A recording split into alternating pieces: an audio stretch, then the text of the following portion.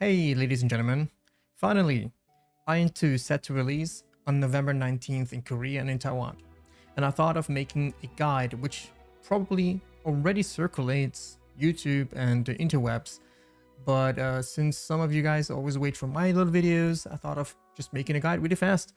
I opposed the idea of making a guide earlier, and that's because I wasn't sure whether it would be safe to make an account on the Taiwanese server, because we are unsure whether they might impose some IP blocks or region blocks in the future. But this idea of mine has changed, or like the opinion of mine has changed, when something happened recently in our AION 2 community Discord. And in fact, let me show you. So this is just not much blah blah, don't worry, I'm just gonna get right away to the substance of this video. But very important to share is that on the Discord, we do have now official representation from NCSoft Taiwan. In fact, some of the social media handlers, or maybe even community managers, we don't know who is exactly behind that account, has in fact joined our Discord server, our community Discord, which you see a link for right now on the bottom right side. With them coming to our Discord and then encouraging people in English to pre-register on their website. You know, I've pinned that message already. Just to make sure for you guys, those people, we have verified them through their official Facebook page that they have. And it is in fact them, which is kind of amazing that they're trying to tie the bridge, you know, to get closer to the community and even the global community in this case. They have actually responded to a person in our Discord who was asking, is there no English translation to the website, because this person needed some help with pre-registration. So they just randomly responded. It was morning in their time, by the way, and they can help with that. And then they linked, in fact, the registration link as well as a PDF file. And in this PDF file, they show the steps of the pre-registration, and they wanted to share it. And they do encourage people to pre-register. They even have it in their status, in fact, the whole time since they joined. And they have created this account the same day they joined. And then, of course, in the same day, they did verify with us that it is them. And they also said that they are also with their private accounts, apparently, on our Discord.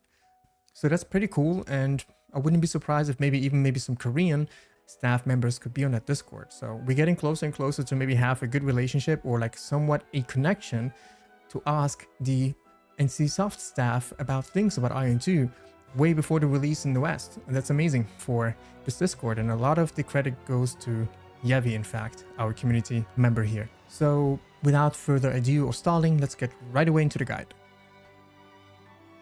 The first thing you have to do is getting on to the official PlayNC website for Taiwan, which is this link, and I will also copy that into the description.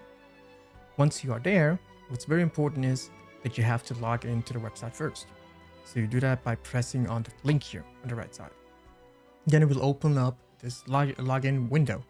So for you, when you get here for the first time, it's very important again to re-verify whether you're truly creating an account on the Taiwanese region. You can do that by pressing this link here. You press on it, it will give you regions to select, either Japan, global, or Taiwan is in this case selectable. Make sure it's Taiwan. You press on next, and then of course it will redirect you back to this website.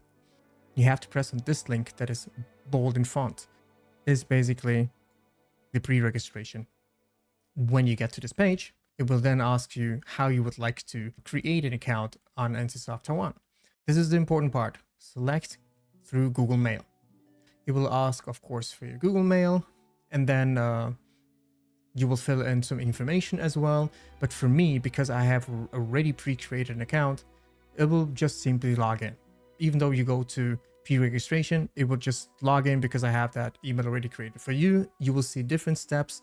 I'm sorry I didn't show that to you, but it's a bit hard to get another account created on Gmail when I already have a bunch and Google is blocking me from creating a new one currently. So yeah, if I had another phone, I could do it, but not like this. So once you are done with everything and they officially log you in, then the top right side will show this smile emoji, and you will have a nickname, which is basically your name that was not set yet. So when you got this far, that's all good.